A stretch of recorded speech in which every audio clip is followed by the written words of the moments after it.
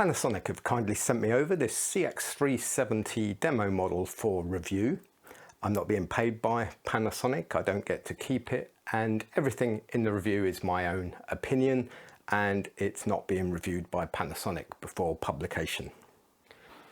I've spent a couple of weeks playing with the camera and using it and testing out the new features. When you look through the technical specifications of the CX370 compared to the CX350, there are 4 key upgrades or changes. But the basic camera and hardware are almost identical, and operationally the camera is pretty much the same.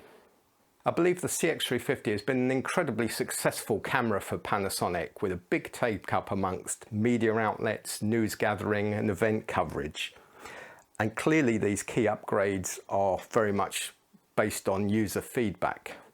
But if you're a CX350 owner, is it worth upgrading? Let's find out.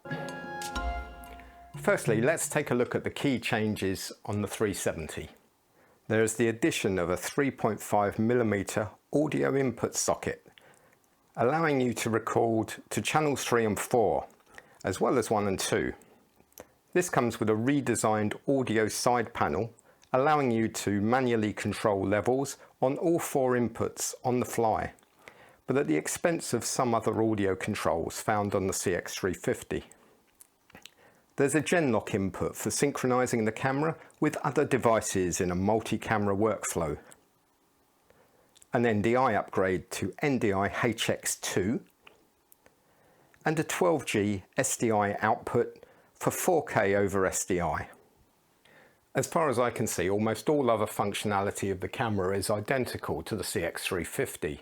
The menu system is pretty much the same, with just a few extra menu options for the new features, which is great. It means you don't have to relearn a new menu system when changing camera. Clearly the object of this upgrade was to keep the existing form factor and many of the internal components. Repurposing some sockets, adding an additional BNC to the existing blank socket space, and changing the audio control panel. Let's go through the 4 key upgrades in more detail. The AV output on the CX350 on the 3.5mm jack, giving audio and composite video output, has now been repurposed and becomes the 3.5mm audio input on the 370. The 3.5mm input is probably the most welcome change for me on this camera. And while I say that, it really isn't something I've needed until very recently. Just in the last few months I've purchased some Hollyland wireless mic kits, which may not provide the same audio quality as some of the higher end mics I tend to use. They do offer some very valuable solutions for certain circumstances and give quite usable audio over a 3.5mm jack plug. While these are primarily designed for mirrorless cameras, being able to take them into the 370 directly without the use of a 3.5mm to XLR adapter cable is very welcome. I find myself using these more and more now as backup microphones, or in certain circumstances where you've got a lot of people on stage coming on and off very quickly and wide lapels just take too long. With these things you can just pop on and off someone in just a few seconds. There is a lot of flexibility built into the audio setup for channel 3 and 4 compared to the CX350. However, battling with limited space on the camera for physical controls, the new design offers 4 control knobs for manual level adjustment of all 4 channels, which is great. The switches now include auto or manual setting on a physical switch rather than a menu option. But that does mean that other options, such as switching between line, mic, phantom power, along with channel assignment to inputs, has now moved into the menus. For me that's not so good, but it's really only down to a limitation on the CX350 that hasn't been addressed in the CX370. So on a long presentation, it's not possible to go in the menu and make adjustments to the settings while you're still recording. And that can be problematic. There are occasions when I set up a backup feed into the camera, either on XLR or from a second microphone, and I'm able to switch to that input on a CX350 if there's a problem with the main feed.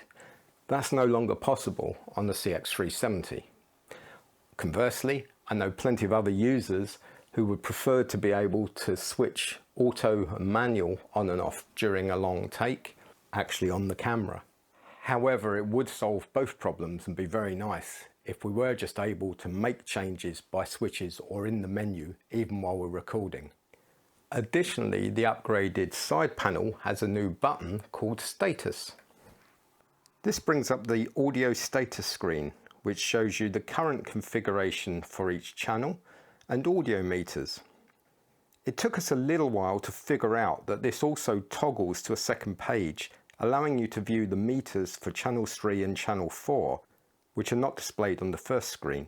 With subsequent digging in the audio menus, we discovered you can also select your outputs, and this allows you to view the channel 3 and channel 4 meters on the main LCD screen if you're just using those. So the options for inputs into channel 3 and 4 now gives you a lot of flexibility and patching options, but at the loss of some flexibility with the hardware switches that you've got on the accessible control panel. The Genlock input is a nice upgrade for anyone using sync-based control in a multi-camera setup. With today's modern switches, syncing the cameras together may not be necessary in many cases, but it can help in reducing latency when relaying to live iMac screens. We connected the camera to a Blackmagic ATEM switcher and a Blackmagic sync generator and did some testing to see that working. There's no visible indication on the camera that it's synced, but we were able to see the system syncing together once we connected the Genlock reference input. There are a number of menu options for the Genlock to enable you to offset horizontal phase, etc., and switch between internal or external sync. NDI HX is no longer supported by VizRT, who manage it, but when you've got equipment like the CX350 and other equipment on your network that supports NDI HX, it's still fully functional. But NDI HX has been replaced by NDI HX2 and NDI HX3. The CX370 comes with NDI HX2 installed without requiring an additional license. NDI HX3 is not available on the 370, certainly at the moment, and I suspect that's a hardware limitation. If not, it may be something that becomes available as an upgrade in the future, but I suspect it would require faster processing. Again, we set up the NDI output and tested that, and it works in the same way as NDI on the CX350. Most of the limitations still apply, such as not being able to record in camera while outputting NDI. Again, I think these are hardware limitations with the processing power, so it will likely be something for a future or more expensive model.